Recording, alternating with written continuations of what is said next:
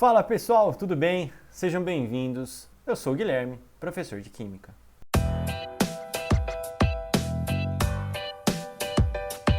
E aí pessoal, tudo bem? Se você estiver gostando do conteúdo de ciências, peço que deixe um like aqui e qualquer dúvida, deixe um comentário também que eu respondo rapidinho para vocês, certo? Como temos visto nas últimas aulas, eu estou comentando um pouquinho da ciência em si, principalmente da química, e como que ela é construída através do método científico. Depois que os cientistas eles fazem os métodos científicos, eles podem chegar em dois conceitos, um que se chama teoria e o outro que se chama lei. Vamos entender um pouquinho a diferença desses dois conceitos. Aqui está a definição dos dois conceitos. Vamos ler rapidinho. Teoria, o que seria o conceito teoria? Uma possível explicação para um comportamento particular da natureza. Ou seja, a teoria ela vai tentar explicar o fenômeno. O conceito de lei, ele é um resumo dos fatos observados experimentalmente. Ou seja, ele relata o naturalismo. Isso faz com que esses conceitos sejam bem diferentes. Ou seja, o conceito de lei, ele simplesmente vai relatar alguma coisa da natureza. Como, por exemplo, que a lei da gravidade diz que é uma força que puxa todos os objetos para o centro do planeta Terra. Ponto. Ela fala que isso acontece. Ela não explica como que surge essa força e faz com que isso ocorra. Entendeu? Então é uma lei. Isso vai acontecer. Mas por que acontece? Aí, quando você vai explicar o fenômeno científico, que a gente coloca o conceito de teoria, que aí sim vai tentar ser feita uma explicação. Só que ao longo do tempo, essa explicação pode ser aperfeiçoada, por isso que as teorias elas vão passando por uma evolução. Tudo bem? E as leis? As leis, não. Quando ela é descoberta, acontece dessa maneira. E ponto final. Entendeu a diferença, galera?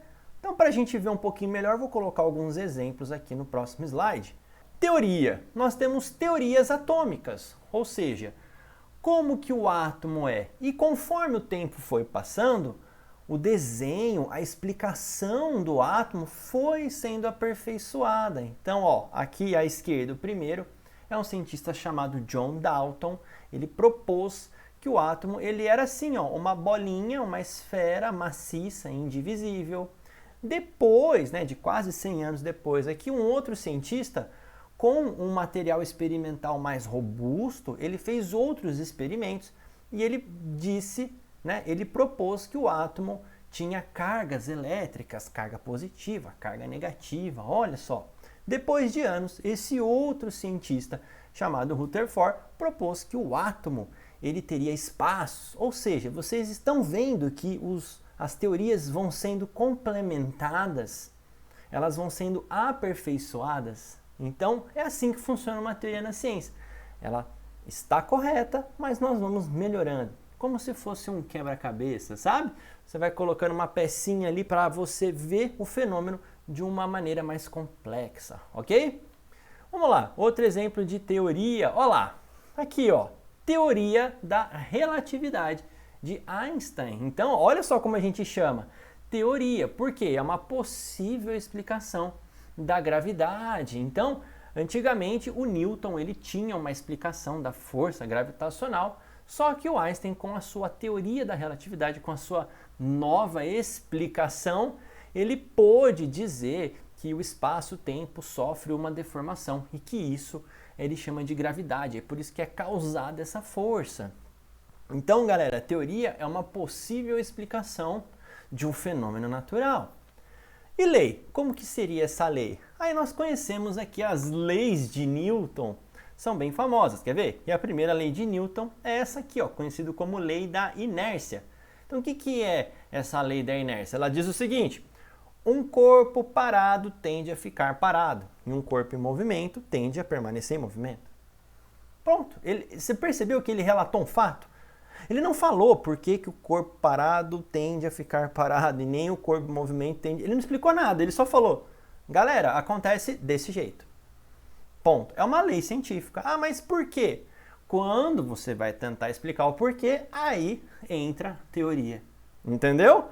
Beleza? Aqui é a segunda lei de Newton, que é a lei da dinâmica, que diz, né, que a força é igual a massa vezes a aceleração. Então, para você alterar a velocidade de um objeto, você precisa aplicar uma força. Percebeu que não tem nenhuma explicação? Ele só falou, ó, é desse jeito. Se não tiver força, não tem aceleração, a velocidade vai permanecer a mesma, não vai nem aumentar e nem diminuir. Ok? E aqui a terceira lei de Newton, a ação e reação. Né? Então, quando você empurra um objeto, esse objeto te empurra de volta com a mesma força. Pronto, eu relatei um fenômeno, isso acontece. Não estou explicando o porquê que isso acontece. Entenderam a ideia, galera? Mas as duas estão certas? Sim, as duas estão certas. O que acontece, lembrando mais uma vez, é que a teoria ela é uma possível explicação que vai sendo melhorada com o passar do tempo. Então, povo, muito obrigado. Se você gostou, deixe o seu like, compartilhe esse vídeo. E é isso. Tamo junto, galera. Grande abraço, até as próximas aulas. Tchau!